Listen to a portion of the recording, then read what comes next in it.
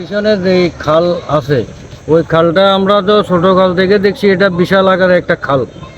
তখন মনে করেন না অনুমানিক ওই সময় ছিল 35-40 ফুট হবে ছড়া।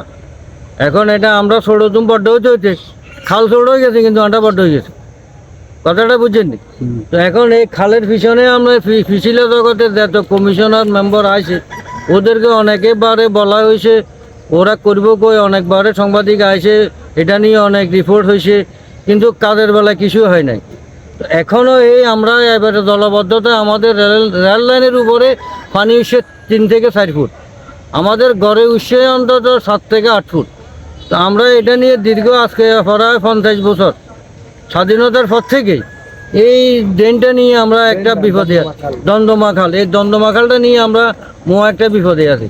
তবে আজকে 25 থেকে 30 বছর বেশি ক্ষতিগ্রস্ত। এর আগে যা ছিল এই আজকে 30 বছর এটা নিয়ে অনেকে বেশি লেখালেখি হয়েছে, ক্ষতিগ্রস্ত হয়েছে, কিন্তু কাজের বেলা ভাই কিছু হয় নাই। এখন যদি আপনারা দয়া করি যারা দেশের রাষ্ট্র ক্ষমতায় কাঠামোয় বসে আছেন তাদেরকে অনেকবারে অনুরোধ করা হয়েছে, কিন্তু আমরা তাদের অনুরোধের সাড়া পাই নাই। এখন আমার কাছ থেকে, এলাকাবাসীর কাছ থেকে এটাই ওনাদের কাছে বিনতি অনুরোধ যে আমাদের এই খালটা সংস্কার করি, আমাদেরকে জলাবদ্ধতা থেকে মুক্তি করা হোক।